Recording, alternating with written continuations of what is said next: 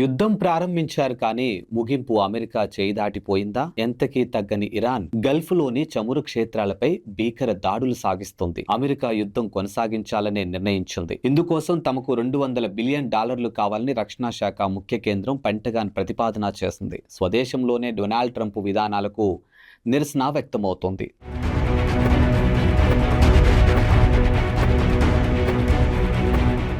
దాదాపు శాంతి ఒప్పందానికి దిగొచ్చింది ఇరాన్. 3 షరతులు పెట్టింది. యురేనియంను శుద్ధి చేయబోమని ఇరాన్ ప్రకటించింది. యుద్ధ పరిహారం చెల్లించాలని కోరింది. భవిష్యత్తులో దాడులు చేయబోమన్న భరోసా ఇవ్వాలని అడిగింది. అయితే కానీ అగ్రరాజ్యానికి అహం అడ్డొచ్చింది. మరోవైపు ప్రపంచ శాంతి కోసమే తాము యుద్ధం చేస్తున్నామని ఇజ్రాయిల్ అధ్యక్షుడు నేతన్యాహు సమర్థించుకోవటం ఆశ్చర్యంగా ఉంది. చమురు జ్వాలలు భగ్గుమన్నాయి. అమెరికా, ఇజ్రాయెల్ దేశాలు యుద్ధం ఆరంభించినా ఇరాన్ తిప్పికొడుతోంది. చావోరేవో అన్నట్టు పోరాడుతోంది. మేము యుద్ధాలను ముగిస్తాము కానీ ప్రారంభించమని ప్రగల్భాలు పలికిన అగ్రరాజ్య అధ్యక్షుడు ఇరాన్ ను తక్కువ అంచనా వేశారు. గల్ఫ్ ప్రాంతాన్నే ఇరాన్ యుద్ధ భూమిగా మార్చింది. ఇజ్రాయిల్ ప్రపంచంలోనే అతిపెద్ద చమురు క్షేత్రం సౌత్ పార్స్ మీద దాడి చేసింది.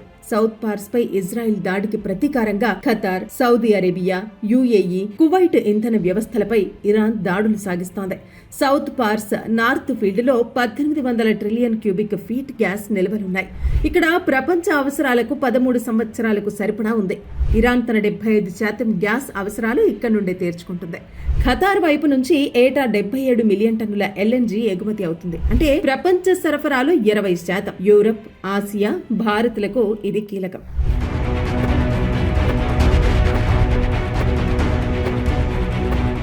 ఇరాన్ నుంచి తమకు అనుప్రమాదం లేదని అమెరికా రక్షణ శాఖ సలహాదారు తులసి అంటున్నారు. చైనా, పాకిస్తాన్ నుంచి అలాంటి సవాళ్లున్నాయని ఆమె వ్యాఖ్యానించడం విశేషం. యుద్ధం ఆపేదే లేదని ట్రంప్ దూకుడుగా ముందుకెళ్తున్నారు. మరి ఇంకా యుద్ధం కొనసాగించడంలో అర్థమేమిటి? ఇరాన్ దగ్గర ఇప్పుడు యురేనియం లేదని ట్రంప్ ఇంటెలిజెన్స్ చీఫ్ తులసి గబ్బర్డ్ చెబుతున్నారు. తమకు చైనా, రష్యా, పాకిస్తాన్ దేశాల అణు కార్యక్రమాలే ఆందోళన కలిగిస్తున్నాయని ఆమె అనటం చర్చనీయాంశమైంది.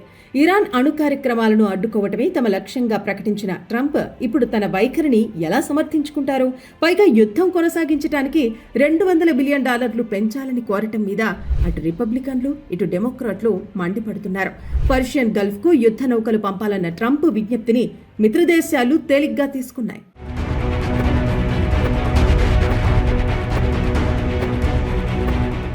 సంధిదాకా వచ్చిన శాంతియత్నాలు అగ్రరాజ్య అధ్యక్షుడి వైఖరితో బెడిసికొట్టాయి. ఆయన అనాలోచన చర్యలతో ప్రపంచ ఆర్థిక వ్యవస్థకే పెనుప్రమాదం పొంచి ఉంది. ఇప్పటికే ప్రభావం పడింది. ఆయన దూకుడు నిర్ణయాలలో లక్షల కోట్ల డాలర్ల సంపద ఆవిరయ్యింది. మన దేశం కూడా చేదు ఫలితాలను చవిచూస్తుంది. ఇలాంటి తీవ్ర సంక్షోభం గత 50 ఏళ్లలో ఎన్నడూ చూడలేదు. గత 50 ఏళ్లలో ప్రపంచాన్ని కమ్మిన అతిపెద్ద సంక్షోభం ఇదే.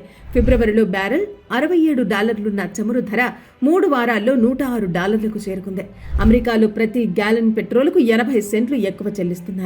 అమెరికా పౌరులపై ప్రతిరోజు $30 కోట్ల అదనపు భారం పడుతోంది. ప్రపంచ స్టాక్ మార్కెట్లు 5.5% పడిపోయాయి. ఆసియా మార్కెట్లు అత్యధికంగా దెబ్బతిన్నాయి. యుద్ధానికి ముందు రోజుకు 100 నుండి 150 ట్యాంకర్లు జలసంధి గుండా వెళ్లేవి. ఇప్పుడు కొన్ని రోజుల్లో కేవలం సింగిల్ డిజిట్ లోనే వెళ్తున్నాయి. ఇక్కడ 18 నౌకలు సైనిక దాడులకు గురయ్యాయి. విశ్వ చమురు రవాణా ప్రధాన మార్గం హార్ముజ్ జలసంధిని ఇరాన్ మూసివేసింది. అనేక దేశాలకు లైఫ్ లైన్ గా ఉన్న గ్యాస్ పైప్ లైన్లనే ధ్వంసం చేస్తుంటే, రిఫైనరీలనే తగలేస్తుంటే యుద్ధం ముగిసేదెక్కడా? ఇప్పటికిప్పుడు యుద్ధం ముగిసినా గల్ఫ్ దేశాలు కోలుకోవాలంటే 5 ఏళ్లకు పైగానే పడుతుంది. యుద్ధం కొనసాగితే ఆసియా దేశాలు ఎక్కువగా నష్టపోయే ప్రమాదం ఉంది. మన దేశంపై ఈ ప్రభావం ఎక్కువగా ఉండవచ్చని నిపుణులు అంచనా. ఇలాంటి మోర్ అప్డేట్స్ కోసం చూస్తూనే ఉండండి ప్రగతి మీడియా.